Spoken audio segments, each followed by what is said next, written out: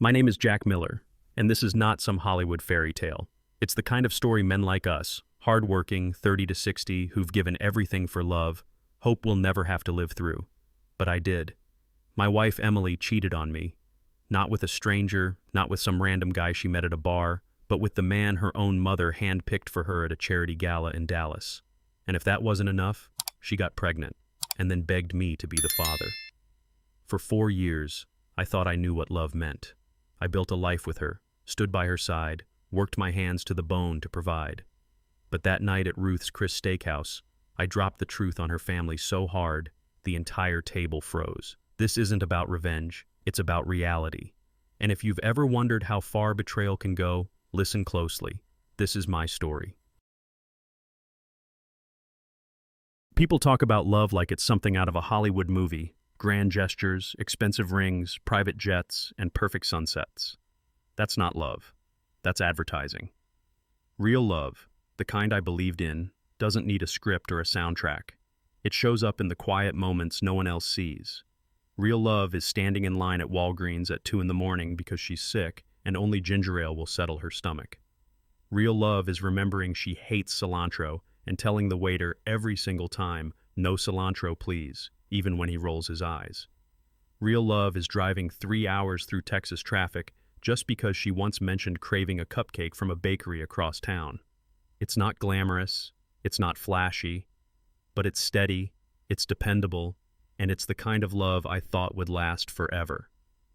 What I didn't know was that for Emily and her mother, it was never enough. I wasn't rich. I didn't have a corner office or some shiny degree to hang on the wall. What I had were these hands, calloused, scarred, tired, and I used them every day to build a life for us. When Emily got sick at night, I didn't think twice. I'd grab my keys, head to the 24-hour pharmacy, and come back with Pepto-Bismol, saltine crackers, and her favorite ginger tea. I wasn't playing the hero, I was just being the man she needed in that moment. When her car broke down, I left work early, picked her up outside her office, and drove her home. When she was stressed after long days in her marketing job, I gave her shoulder rubs until she fell asleep. Those weren't grand gestures. They were small, constant choices, proof that love isn't about saying, "I love you" once.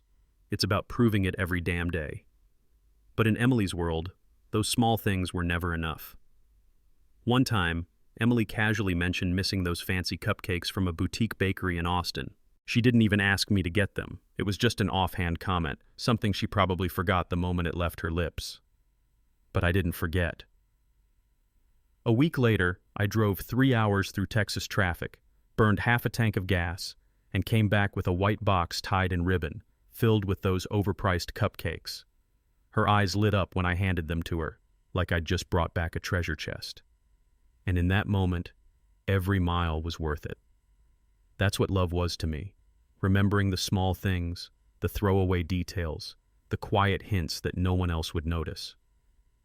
I made it my mission to turn those details into proof that I was paying attention, that she mattered. I thought those gestures built us a foundation. I thought they meant security, but to her family, they meant nothing at all. My name's Jack Miller. I'm 29 years old, and I run Miller's Auto, a European car repair shop in Dallas. It's not glamorous, but it's mine. I built it from the ground up, one busted knuckle, one late night, one stubborn repair at a time. People with money bring me their over-engineered nightmares. BMWs that need software updates just to change the radio, Audis that throw tantrums if you look at them wrong, and Mercedes that cost more to maintain than most folks' mortgages. I fix them all, and I'm damn good at it. I didn't inherit this shop. I didn't buy it with daddy's money. I earned it through sweat, grease, and years of refusing to quit when every part screamed at me to walk away.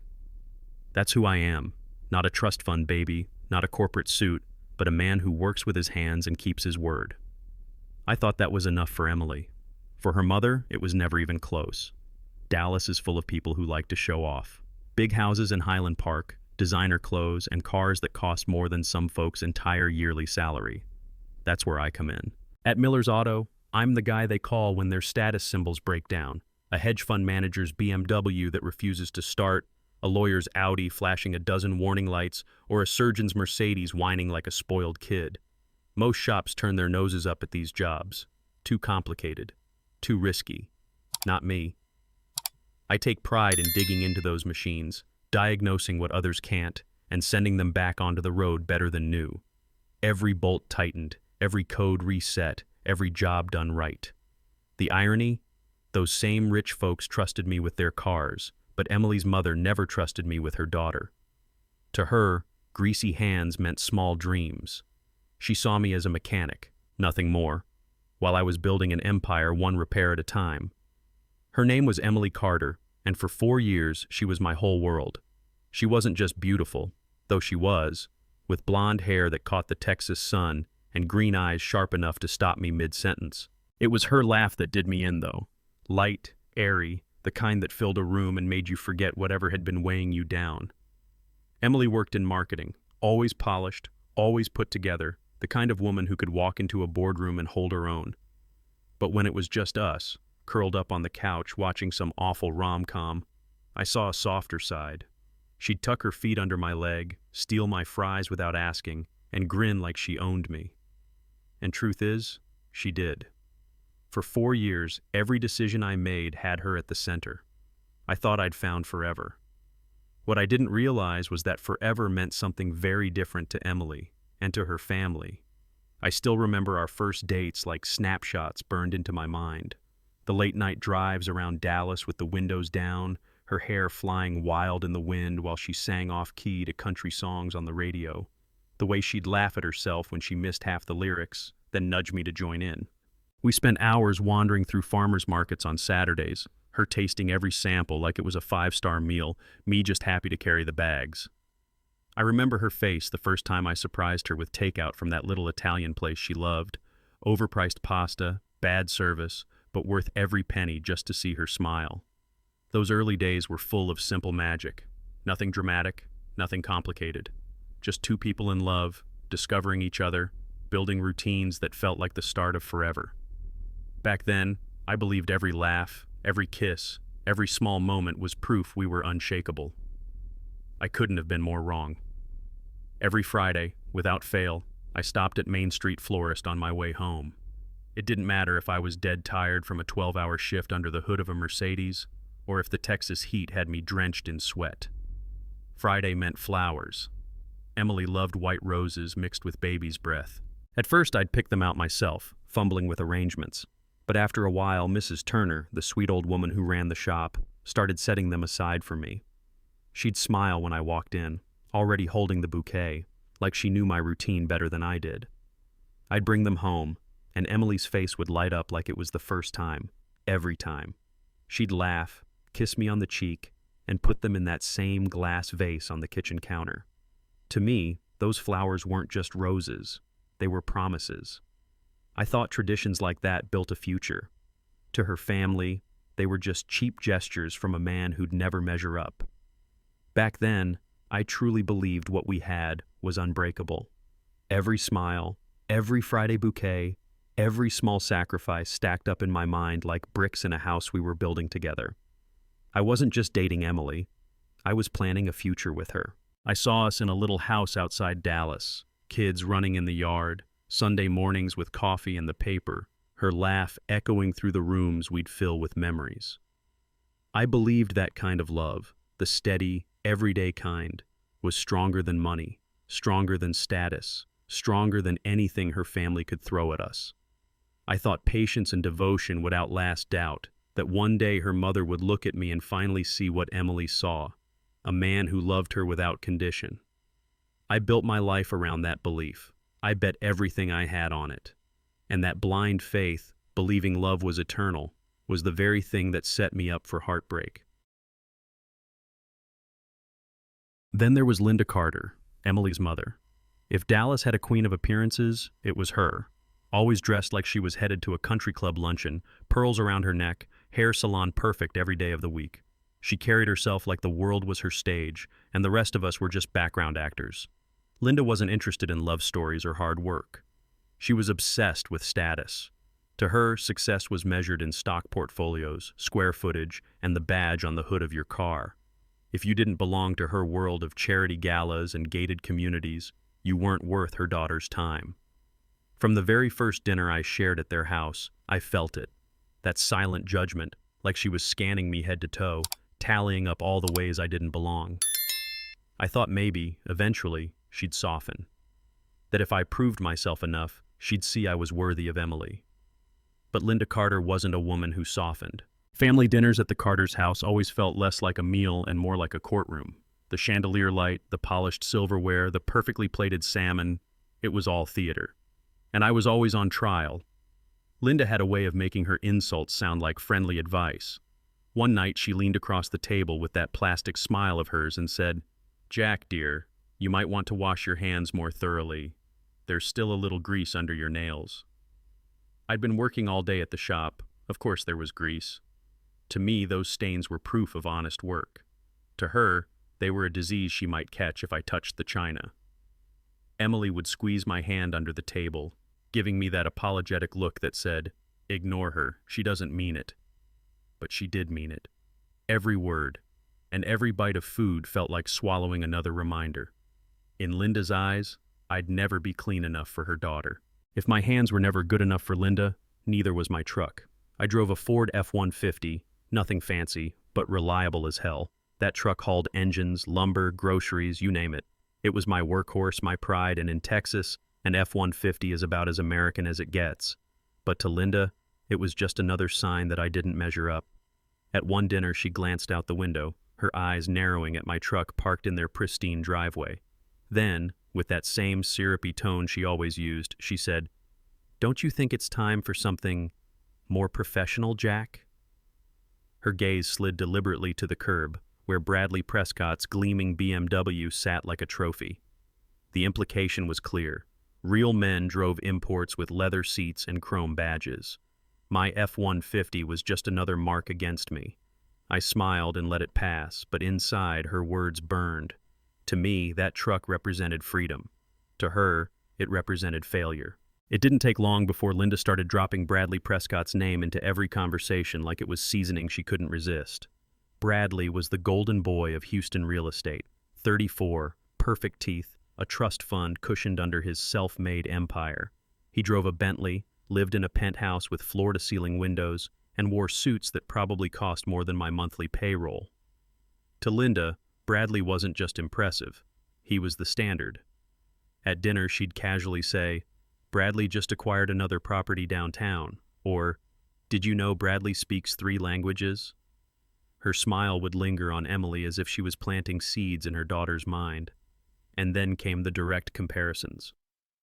"Jack, have you ever thought about diversifying your income? Bradley has such a clear 5-year plan." I'd bite my tongue, smile politely, and let it slide. But every word chipped away at me. I wasn't competing with another man. I was competing with an ideal her mother had handpicked. Soon it felt like Bradley Prescott had a permanent seat at the Carter dinner table, even when he wasn't physically there. No matter the topic, Linda managed to steer the conversation back to him. If Robert mentioned the stock market, Linda would chime in, "Bradley was just telling me about a brilliant investment strategy he's using in Houston." If Emily talked about her job, Linda would smile and add, "Bradley's firm handles marketing so differently. You should hear his ideas." Even when dessert came out, she found a way. "Bradley's mother Eleanor makes the most divine pecan pie. We must invite them over." I sat there, chewing my food, listening to this invisible guest of honor dominate every meal. Emily would roll her eyes at me later, whispering, "You know how Mom is." But the damage was done. Bit by bit, Linda wasn't just comparing me to Bradley. She was trying to rewrite Emily's future with him in the lead role. After every dinner, it became a ritual.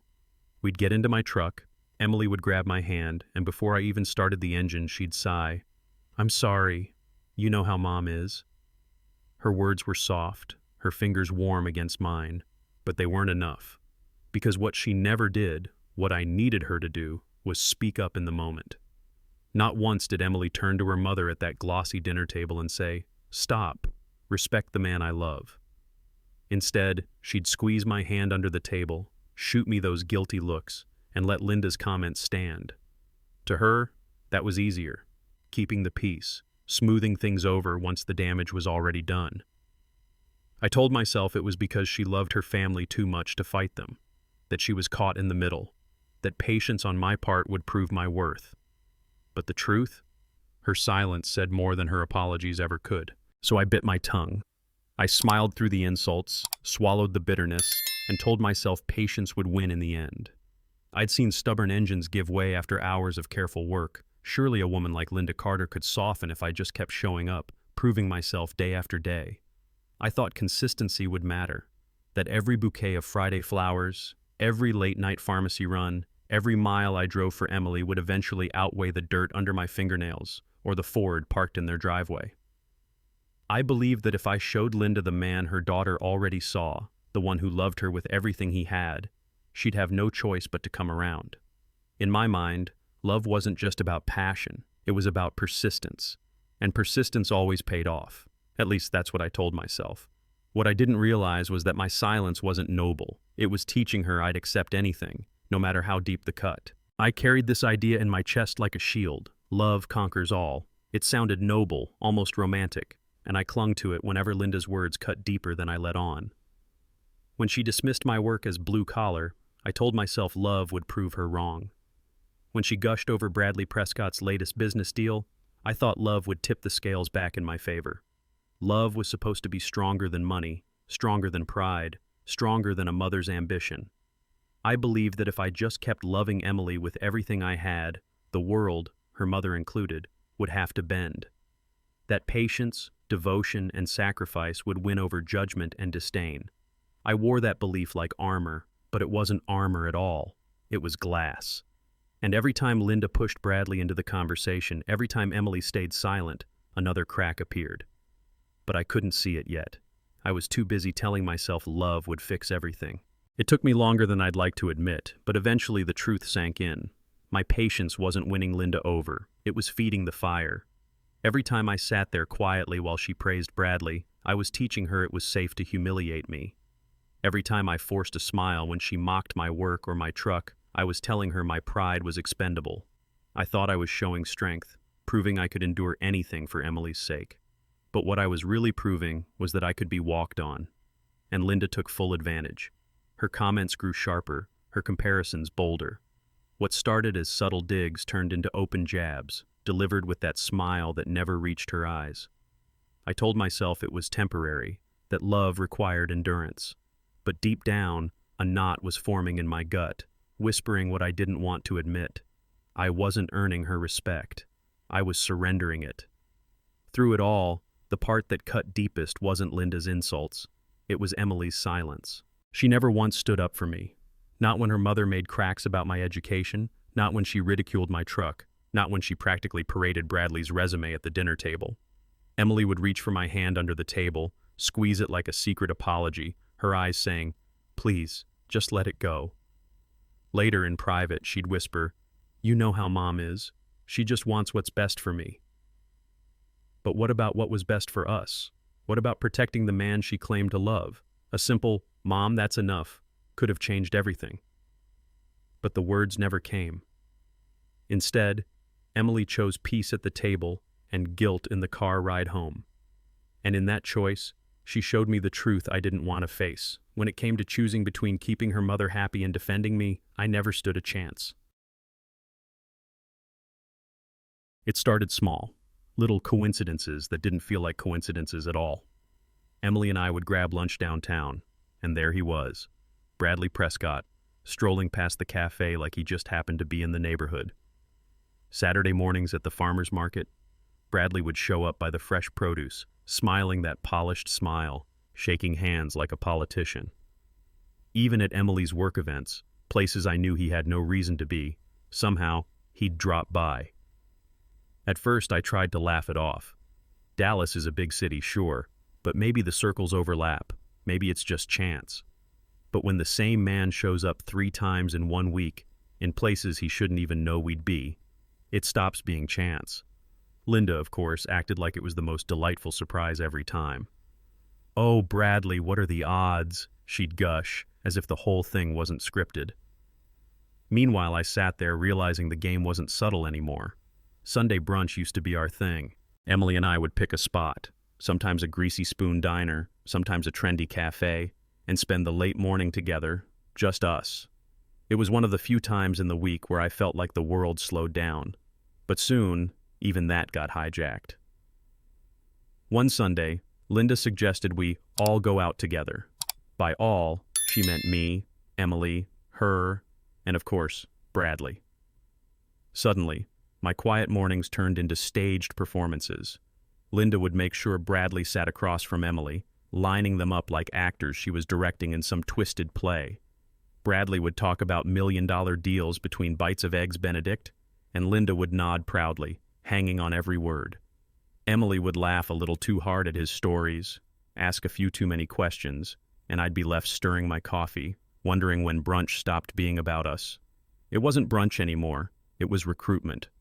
And I was the outsider at my own table. It was subtle at first, just a phrase here and there. One night while we were watching TV, Emily turned to me and asked, "Jack, have you ever thought about diversifying your income streams?" The words didn't sound like her. They sounded like Bradley. I'd heard him use that exact phrase at brunch, talking about real estate and investments like he was teaching a class. Soon it kept happening. She'd mention long-term growth when I talked about expanding the shop.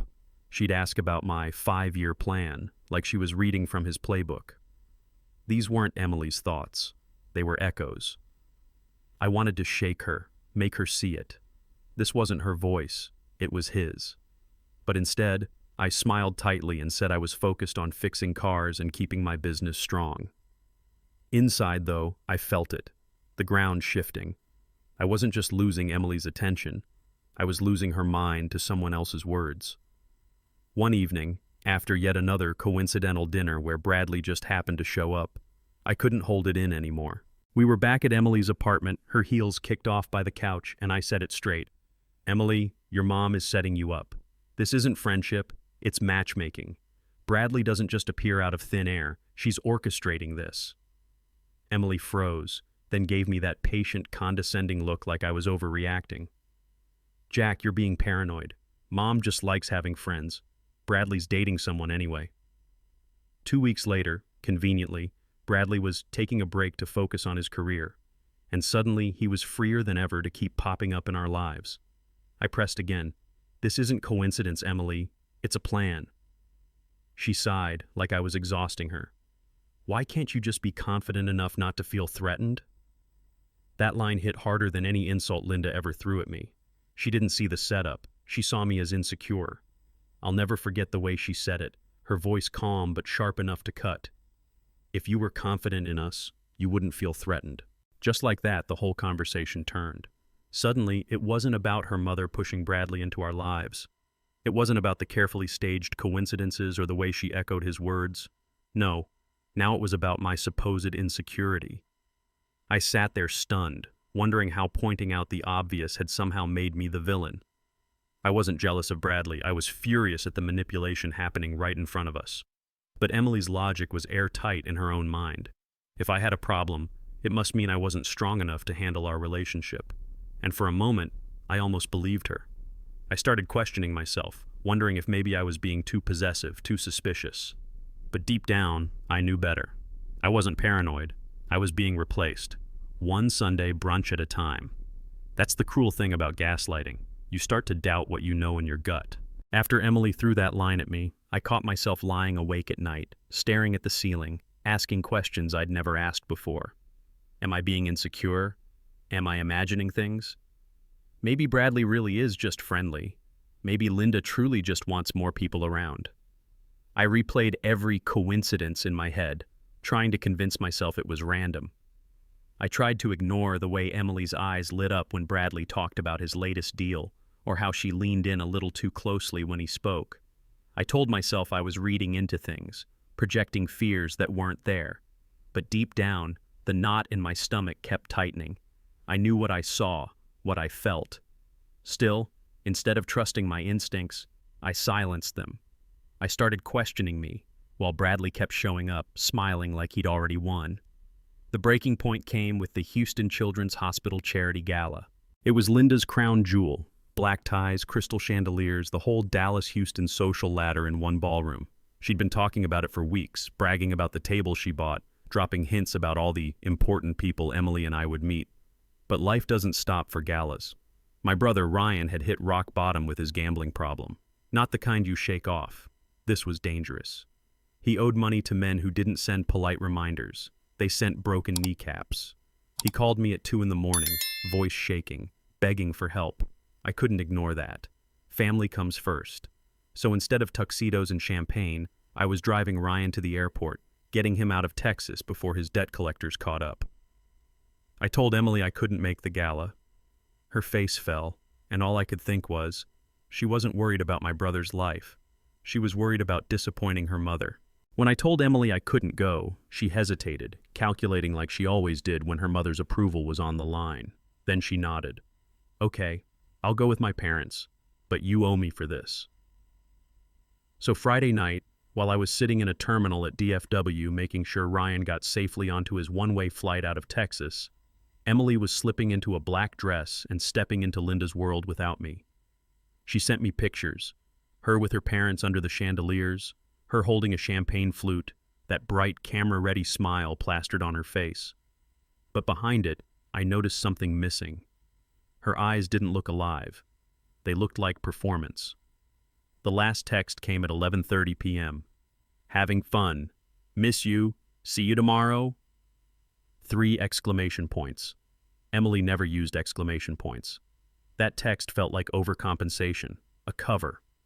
I didn't know it yet, but that night at the gala would burn everything we had to the ground. The morning after the gala, I expected a call, at least a text asking how Ryan was doing. Nothing. By noon, I was checking my phone every 5 minutes. By evening, I was calling her straight to voicemail. When she finally answered the next day, her voice sounded distant, hollow.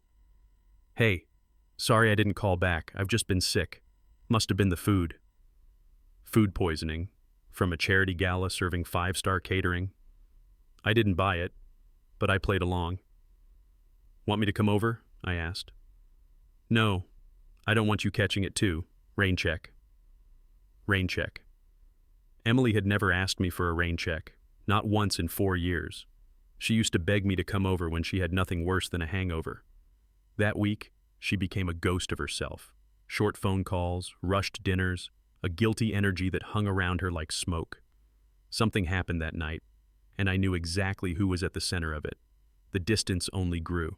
Emily still picked up when I called, but her voice was clipped, every answer trimmed short like she was afraid of saying too much. When we met, it was always in public places, coffee shops, busy lunch spots, never the comfort of her apartment where we used to spend whole weekends together. Her texts turned cold, mechanical. Where she once sent me little jokes, memes, or random miss you messages, now it was just, busy today.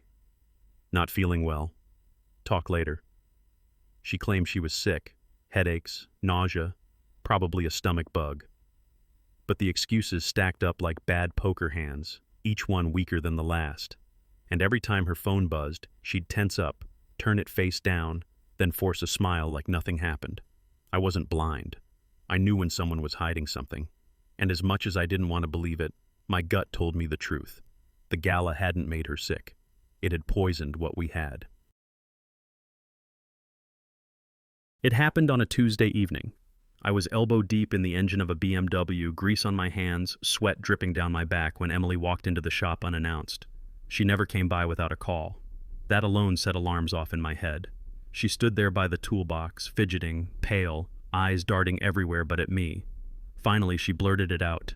Jack, I'm pregnant. The wrench slipped from my hand and clattered onto the concrete like a gunshot. For a few seconds, I just stared at her, waiting for the words to rearrange themselves into something else. Pregnant? With me? With us? My mind raced, but my body froze.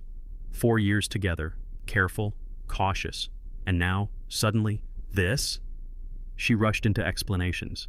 6 weeks. The doctor says it's normal I've been feeling so sick. I know it's a shock, but maybe it's a blessing? But all I could hear was silence in my chest. A silence that felt like the end of everything. 6 weeks, she said again, too quickly, like she'd practiced the line in front of a mirror. Her eyes searched my face, waiting for me to light up with excitement, maybe even relief. But instead, I started doing math. 6 weeks ago, that was right around the gala. The very night I was driving my brother to the airport, saving his life, while Emily was in a ballroom full of champagne, chandeliers, and Bradley Prescott. The dates lined up a little too perfectly. Not impossible for it to be mine, but close enough to reek of convenience. My gut clenched with the kind of certainty numbers don't lie about. I didn't explode, didn't accuse her. Instead, I nodded slowly and asked, "How are you feeling? Morning sickness?" She looked relieved, like I'd passed some kind of test. But inside, I wasn't celebrating. I was calculating. And every calculation told me the same story. That child couldn't be mine. As Emily sat there rambling about doctor visits and baby names, my mind went somewhere else entirely, back 2 years. 2 years earlier, after one of our short breakups, I'd made a decision. Kids? Sure, someday. But not then. So I went to a clinic in Dallas and had a vasectomy. Quiet, clean, permanent enough to buy time, reversible if I ever chose to be a father later. I never told Emily, not because I didn't trust her, but because I didn't want her to feel pressure. I figured when we were ready, I'd get it reversed and we'd start a family the right way. But now, that secret was the loudest truth in the room. 6 weeks pregnant? Impossible. I couldn't father a child. Not then, not now. Emily was carrying someone else's baby, and she was looking me in the eye, trying to sell me the lie that it was mine. On the outside, I kept my face calm, nodding, asking the right questions, even offering to go with her to the next appointment. But inside, I already knew. That baby wasn't mine. Couldn't be mine. It wasn't just the vasectomy, though that was the ironclad proof. It was the way Emily said 6 weeks like a script, the way she avoided my eyes, the way every excuse since the gala had lined up like dominoes, all falling toward this moment. I didn't need a DNA test to feel the truth in my bones. My gut told me what my heart didn't want to accept. The night I was saving my brother, someone else was with the woman I loved. And now, she was trying to pass the consequence on to me. I smiled, told her we'd figure it out together. But in my chest, something had already died. I've always believed in fixing things the right way. Cars, relationships, even life's messes. You don't guess, you diagnose. And in that moment, I knew I couldn't just accuse Emily without proof. She'd deny it, twist it, maybe even convince herself I was the crazy one.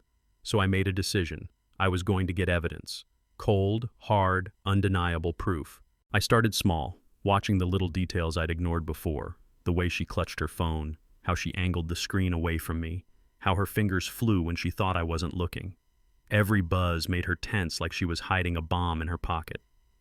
At night, when she fell asleep next to me, I lay awake, the weight of the truth pressing on my chest. I didn't want revenge. Not yet. I wanted clarity. And once I had it, once I held the truth in my hands, there'd be no coming back. For her, or for us. The first crack came by accident. Emily had left her phone charging on the nightstand while she showered. A notification lit up the screen, an iCloud voicemail sync. Curiosity or survival, I don't know which pushed me, but I tapped it. Her voice filled the room, shaky, panicked. "Simone, I messed up. I messed up so bad. I slept with Bradley at the gala and now I'm pregnant. Jack's going to leave me if he finds out. What am I supposed to do? Maybe if I time it right, maybe I can make him think it's his." I froze. My chest burned, but my hands were ice cold. There it was, truth straight from her lips, recorded like evidence in a trial. I replayed it twice just to be sure my ears weren't lying. But they weren't. The woman I'd loved for 4 years had betrayed me and was planning to trap me with another man's child. The voicemail alone was enough to destroy everything, but fate wasn't done handing me ammunition. A few nights later, while Emily dozed off next to me, her phone buzzed again. This time it was a group chat sync through iCloud, messages she'd been copied on but never deleted. I opened them, and my blood ran cold. It was Linda, texting with Eleanor Prescott, Bradley's mother. "Bradley is very interested in Emily," Eleanor wrote. "Perhaps we should arrange more opportunities for them to spend time together." Linda's reply was the dagger. I couldn't agree more. "Jack, he's sweet, but Marcus isn't security enough. Emily needs someone who can provide real stability. Bradley would be perfect for her." They weren't even subtle about it. They were planning my replacement like it was a business merger. I took screenshots of everything, timestamps, names, the entire ugly conversation. Proof, undeniable and clear. I was never just losing Emily. I was being pushed out of her life by design. By then, I had more than enough to end it. The voicemail, the screenshots, the timeline that didn't lie. But I wasn't going to just walk away. Not this time. If Emily, Linda, and Bradley wanted to treat my life like some chessboard, then I'd end the game with a checkmate. So I gathered everything, every piece of evidence into one folder. The voicemail transcribed and saved, screenshots of Linda and Eleanor's smug little texts, even my own medical records. I went back to the Dallas clinic where I'd had my vasectomy and requested certified copies. Dates, signatures, post-op notes, everything stamped official.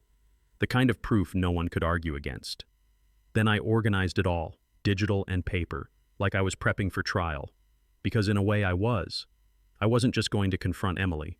I was going to expose the entire scheme in one blow, in front of everyone who thought they could play me.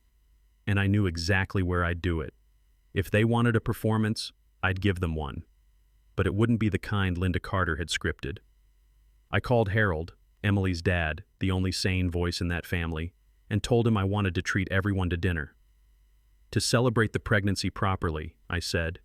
He sounded thrilled. I could practically hear the pride in his voice. Perfect. I booked a private table at Chamberlain's Steakhouse in Dallas.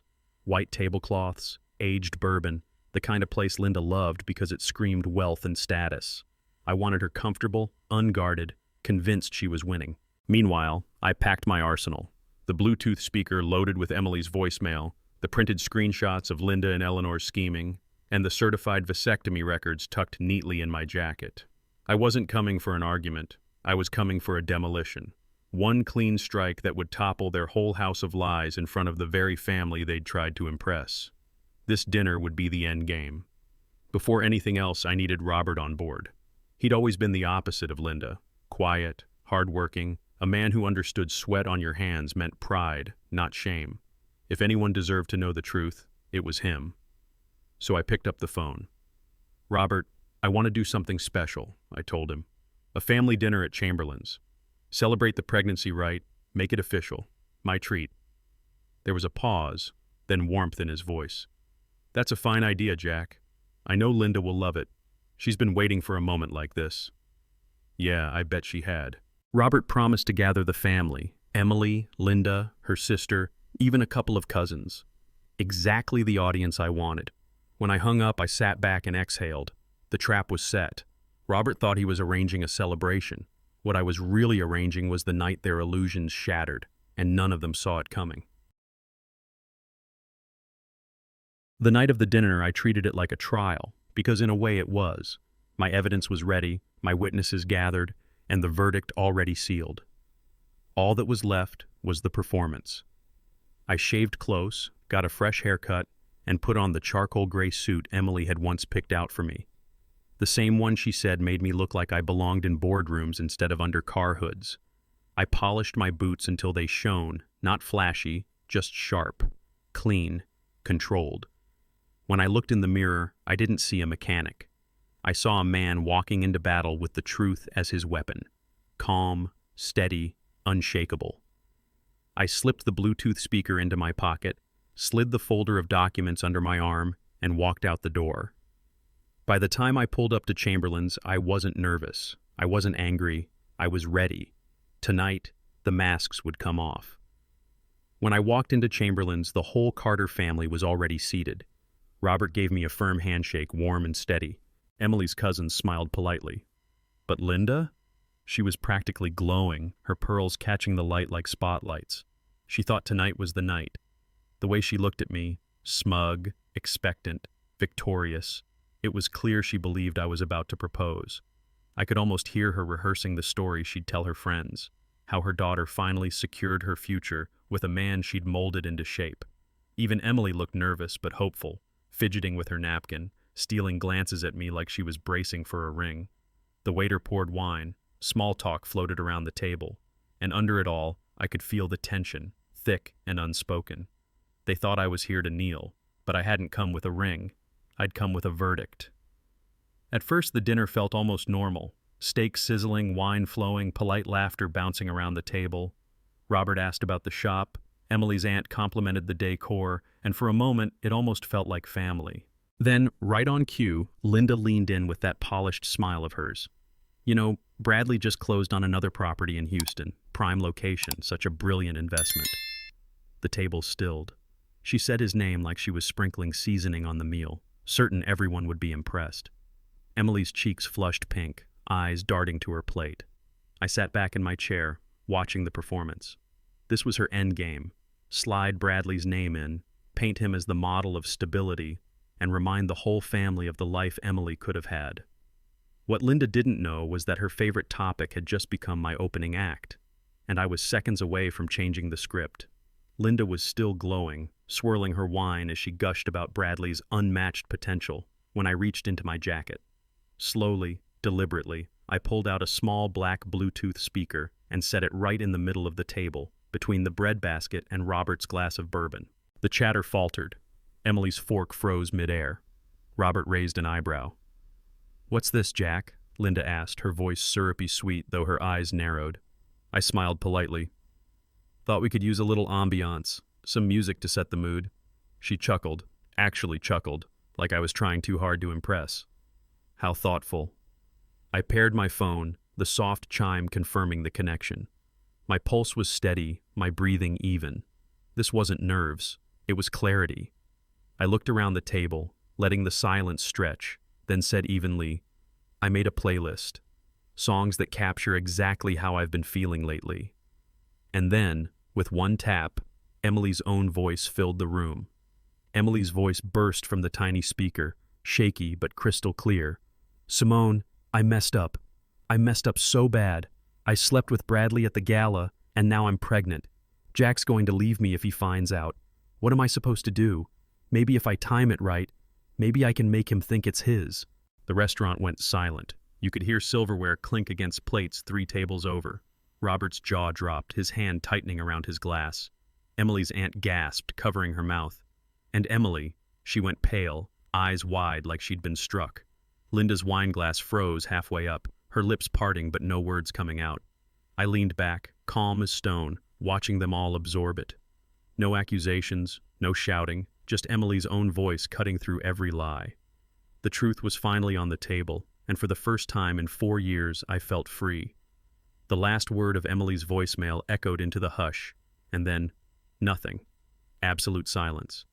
You could have heard a pin drop on the white tablecloth. Emily sat frozen, eyes glassy, her lips trembling but no sound coming out. Robert stared at her like he didn't recognize his own daughter. Across from me, her aunt and uncle shifted uncomfortably, unsure whether to look at their plates or at me. Linda was the only one who tried to recover. She cleared her throat, forcing a laugh that came out brittle. "That could have been taken out of context, surely," but her voice cracked before she could finish. She knew the performance was over. I didn't speak. Not yet. I wanted the weight of that silence to press on every single one of them, to let them feel what I'd felt for weeks. Doubt, betrayal, suffocating truth. And then, slowly, I reached into my jacket again. I pulled out a small stack of printed screenshots, crisp and neatly clipped, and laid them on the table like evidence in a courtroom. The paper slid across the white cloth toward Robert. "If the voicemail wasn't clear enough," I said evenly, "here's a little side reading." Robert picked them up, his brows furrowing as he scanned the messages. I didn't wait for him to finish. I read them aloud so the entire table could hear. "Bradley is very interested in Emily," Eleanor Prescott wrote. "Perhaps we should arrange more opportunities for them to get acquainted." Then Linda's reply, sharp as a knife. "I couldn't agree more. Jack is sweet, but he isn't security enough. Emily needs someone who can provide real stability. Bradley would be perfect." Robert's face turned red, his fist slamming against the table hard enough to rattle the glasses. Emily flinched. Linda's mask cracked, her smile gone, her eyes wild. And I still wasn't finished. Robert's fist still trembled against the table, his knuckles white. He turned slowly toward his wife, his voice low at first but sharp enough to cut through the stunned silence. "You did this," Linda stammered, shaking her head. "Robert, listen, I was only trying to—" He slammed the table again, silverware jumping. Trying to what? Destroy your own daughter's life? Manipulate her like a pawn just to impress your country club friends? The color drained from Linda's face. I wanted her to have security. Security? Robert barked. You call this security? Pushing her into the arms of a man who doesn't love her? Letting her cheat on the one man who actually cared for her? That's not security, Linda. That's betrayal. To Emily. To me. To this whole damn family. The restaurant had gone dead quiet, other tables watching. Emily covered her face, tears streaking down her cheeks. But I wasn't done. My final card was still waiting. The room was already shaking under Robert's fury, Emily's sobs, and Linda's collapsing mask. That's when I reached into my jacket one last time and pulled out a manila folder.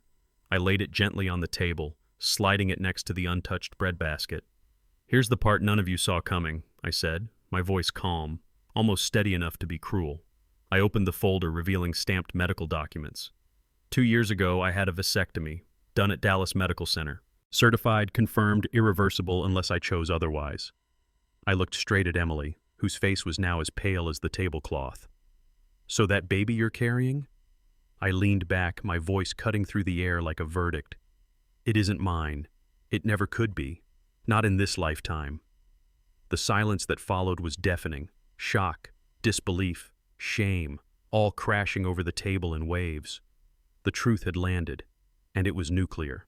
The table was chaos, Linda sputtering excuses, Emily sobbing into her hands, Robert sitting in stunned silence, his chest heaving like a man whose world had just caved in. I didn't raise my voice. I didn't gloat. I simply reached into my wallet, pulled out 2 crisp $100 bills, and laid them neatly beside my plate. For dinner, I said, my voice steady, almost gentle. Mine and hers. She's going to need it more than me. Every eye at the table locked on me as I pushed back my chair. The scrape of wood against tile sounded like a gunshot in the quiet restaurant. I looked at Emily one last time, her mascara running, her shoulders shaking, and then at Linda, still clutching her wine glass like it could save her. Congratulations, I added, calm as stone. You wanted money over love. Too bad Bradley doesn't buy damaged goods. And with that, I walked out into the Dallas night, leaving 4 years behind me like ashes. I hadn't even made it home when my phone lit up, Robert's name on the screen. I almost didn't answer, but something in me knew I had to. His voice was gravel, heavy with decades of frustration. Jack, I owe you an apology. Hell, I owe you 100 of them. I should have stopped this months ago. Should have stood up to Linda before she poisoned everything. I could hear shouting in the background, Emily crying, Linda's voice shrill, the whole house crumbling like a bad play with the curtains ripped open. Then Robert said the words that stunned me more than anything else that night. I filed for divorce this morning. 43 years of marriage, and she threw it away chasing status and money. I can't look at her anymore. I sat there in my truck, silent, realizing the blast radius of Linda's scheme had gone further than I imagined. It hadn't just destroyed me and Emily, it had torn her entire family apart. If there was ever any doubt about Bradley Prescott's character, it vanished right after the truth came out. The golden boy of Houston, the man Linda had worshipped like he was salvation itself, disappeared. No calls, no visits, no promises. One moment he was orbiting Emily like a prize to be won, and the next, he was gone, leaving her alone to face the wreckage. Rumor had it his mother, Eleanor, put her foot down. A scandal was bad enough, but raising a child that wasn't planned, that didn't fit into the Prescott brand. So Bradley did what came naturally to him, cut ties and ran. Emily, who once looked at him like he was her ticket to belonging, was left holding nothing but a broken reputation and a pregnancy that was never supposed to be mine. Linda had bet her daughter's future on Bradley's money, and in the end, he treated Emily like just another property deal he could walk away from. Without Bradley to cling to, Emily's world caved in fast. The confident, polished woman who once walked into rooms glowing with approval now looked hollowed out, like someone had switched off her light. She quit her job at the marketing firm, too drained, too distracted to keep up appearances. Bills piled up. The apartment she once bragged about slipped out of reach. And so, with nowhere else to go, she moved back into her mother's house. Linda, still smarting from Robert's divorce papers, wasn't the same queen bee anymore, but she clung to Emily like a drowning woman clutching driftwood, feeding her daughter just enough support to keep her dependent. From the outside, it looked like karma had finally collected its debt. Emily had traded love for status, loyalty for convenience, and now she was left with neither. I should have felt pity, but all I felt was distance. Her collapse wasn't mine to fix anymore. For years, Linda Carter thrived on reputation.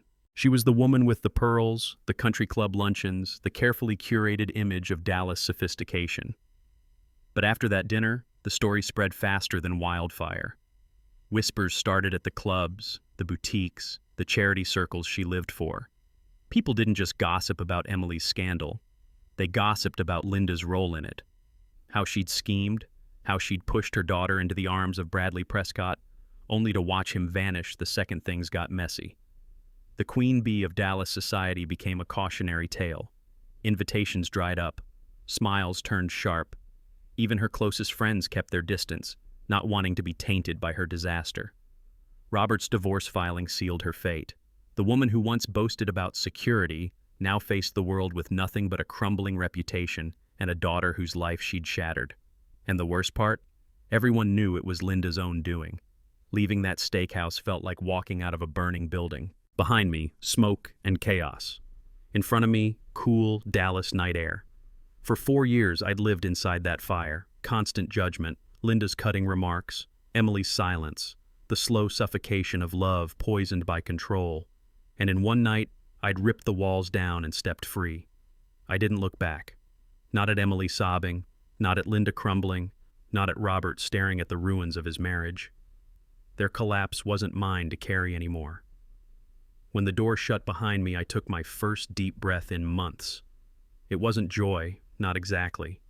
More like relief, the kind you feel when you realize the worst already happened, and you survived. I'd lost a woman I thought I'd marry, but I'd saved myself from a lifetime of lies, and that, I decided, was worth every scar. After the firestorm, I did the only thing I knew how, went back to work. The garage became my sanctuary. The smell of motor oil, the clang of tools, the hum of engines, those were honest sounds, not lies whispered over wine glasses. Word got around fast. My crew, guys who'd been with me for years, closed ranks. Wayne, my best mechanic, clapped me on the shoulder the first Monday back. "You're better off, brother. Trust me." His wife, Carla, brought over dinner that night and said flatly, "She never looked at you the way a woman in love should." They didn't pity me. They respected me. They knew I'd stood my ground when it mattered. Work piled in, customers kept coming, and for the first time in months I felt solid again. Every car I fixed, every problem I solved reminded me I wasn't broken. I was rebuilding. Her name was Sarah Lawson, a veterinarian who'd been bringing her beat-up Honda Civic to my shop for years. I'd seen her dozens of times before, jeans smudged from the clinic, hair tied back, a smile that reached her eyes. But I'd been too wrapped up in Emily's world to notice.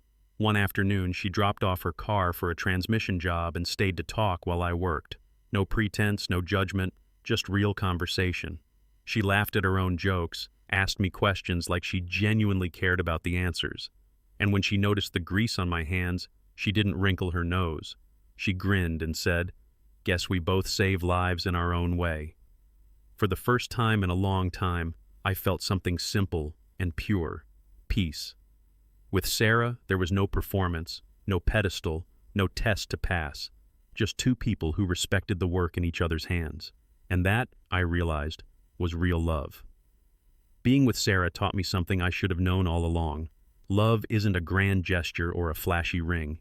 It isn't climbing some social ladder or impressing people who don't matter. Love is showing up every day. It's Sarah bringing me coffee when I'd been up late fixing a stubborn Porsche. It's me tightening the belt on her old Civic so she could make her morning rounds without worry. It's quiet dinners where we laughed about nothing, and the comfort of knowing we didn't have to perform for anyone.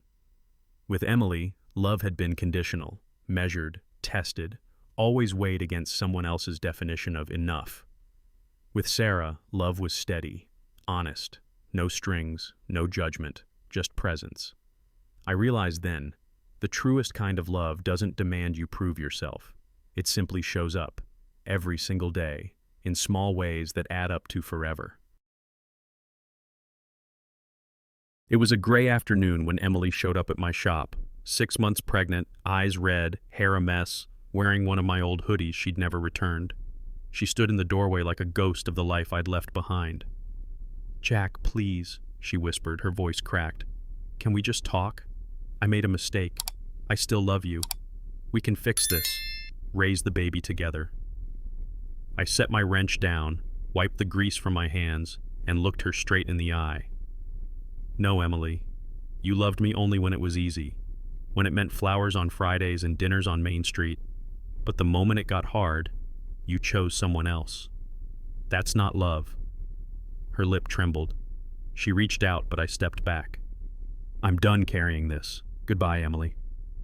I turned and walked away, the sound of the shop door closing behind me sealing it once and for all.